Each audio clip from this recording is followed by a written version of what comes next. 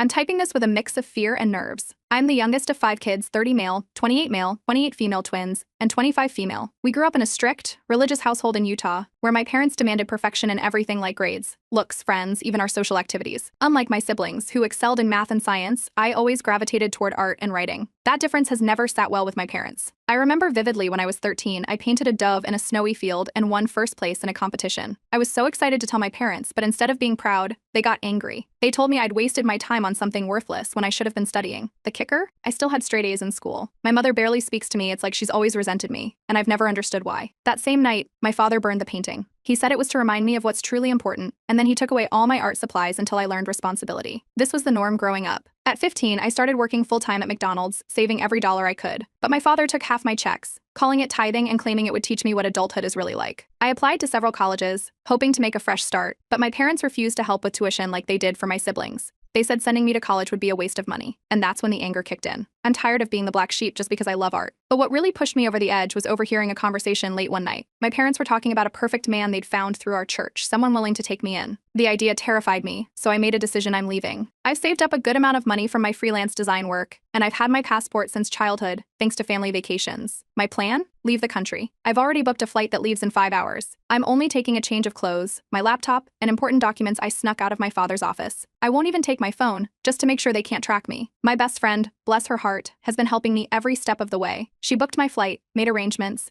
and has even smuggled out some personal belongings I couldn't take. She'll be parked a few blocks down, waiting to drive me to the airport with my smallest suitcase. I'm terrified they'll find a way to stop me or track me down. They went to bed over an hour ago, but the anxiety is keeping me wide awake. I don't know if I'll ever have updates, but I hope they don't stop me. Update 1.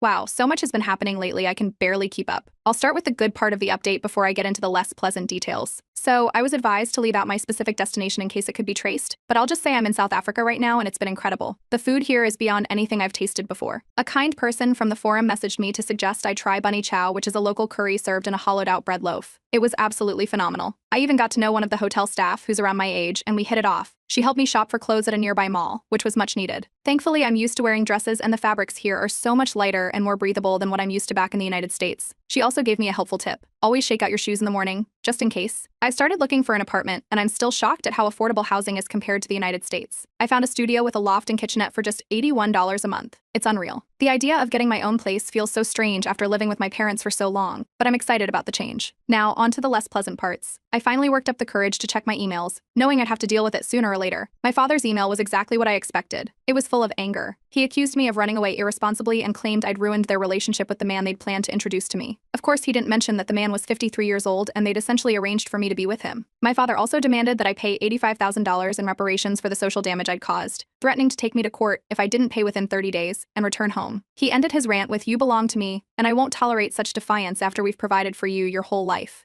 You were never the child we expected, and it's time you make up for your deficiencies. I expect you home within 2 weeks." Yeah, no. My siblings followed suit, sending emails that were basically copy-pastes of my father's, scolding me for throwing away everything my parents had done for me. I barely skimmed through them before deleting them. They were nothing I didn't already anticipate. But my sister-in-law surprised me. She's married to my eldest brother, and she sent her own email, asking me not to respond because she'd delete every trace of it on her end. She congratulated me on getting away from my parents and standing up for myself. She admitted that she hadn't been strong enough to do the same when her parents betrothed her to my brother. That explained a lot. They met and got married within 6 months, and even back then, I thought it seemed odd. She begged me not to return, and that was it. Her message left me feeling a bit unsettled. I believe her, and it saddens me that she feels trapped in her situation. I just hope I can stay strong enough to avoid ending up the same way. The last email I received was from my best friend. She told me that, the morning after I flew out, my parents had shown up at her house, demanding to see me. They were convinced I was hiding there, refusing to leave and shouting for me to come out. It escalated to the point where the police were called, but they only spoke to my parents briefly before letting them go. This infuriated my friend. She wanted them charged for trespassing and making threats, but the police claimed there wasn't enough of a pattern of behavior to warrant an arrest. After that, my parents never returned to her house, but word quickly spread. The church community has started a search, claiming that I'd fled the safety of my parents' home, and that they were worried and fearful for me, alone on the streets. They have no idea I've left the country, let alone the state. My friend has no plans to say anything, and neither do I. As far as I'm concerned, they can live in that state of uncertainty forever. As for my United States citizenship, I don't plan on renouncing it. There may come a time when I need it, and it's better to be cautious. However, I fully intend to pursue dual citizenship once I'm eligible.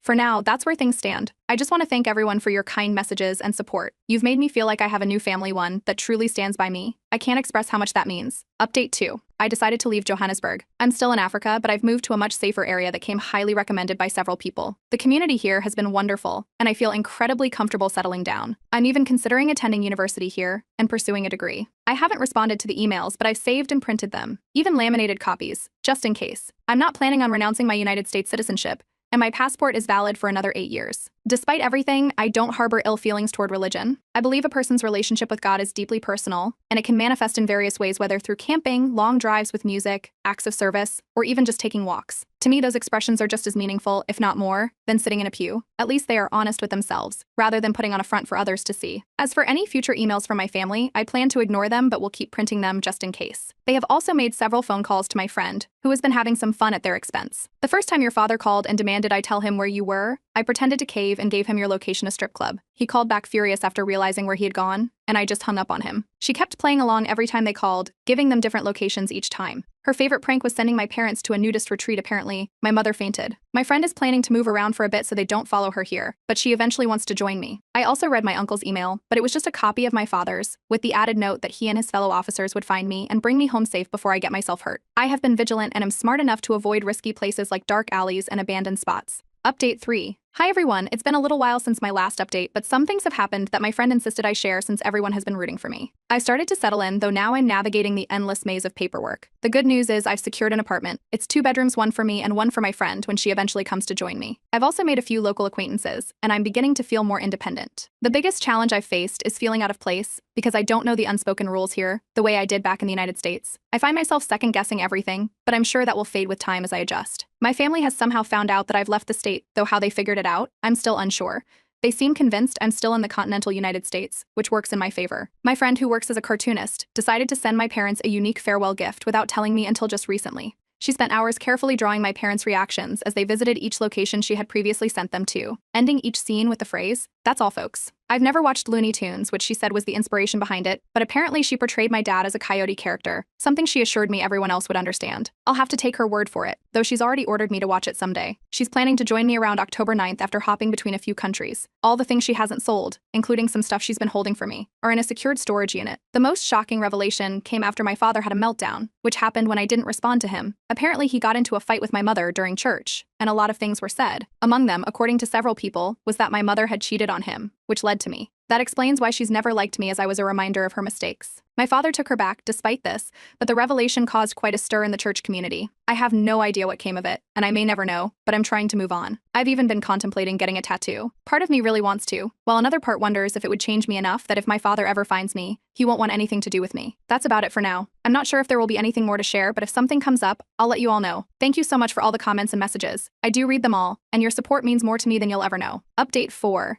Hey everyone, I apologize for how long it's taken to update. Once my friend arrived, things got really hectic. She's settling in well, and having her here has been a massive relief. It's given me a sense of security I didn't realize I was missing. We've been working on building new routines and figuring out a new normal that works for both of us. It's been challenging, but at the same time, everything has been so different day to day that it's kept life from feeling boring or repetitive. One of my elderly neighbors, who I've grown close to since moving here, invited both of us to spend Christmas with her and her family. They're planning to serve goat as the main dish, which will be new for me, but I'm excited to try it. It's strange not seeing Christmas trees everywhere, but that's still a new trend here, so it hasn't fully caught on. Her granddaughter has been teaching us some local dances, since the Christmas celebrations here are more like festive parties and gatherings than the quieter, gift-focused Christmas I'm used to. It feels strange thinking about the holidays this year. In my family, we always followed a very structured tradition. We were given only 3 gifts, each meant to honor the Trinity. One for the body, one for the mind, and one for the soul, according to my parents. Last year, for example, I received a new Sunday dress, a set of physics textbooks, and a new journal for my scripture reading. After opening gifts, we'd each retreat to our rooms until it was time for dinner, which my mother and I usually prepared together. But here, things are different.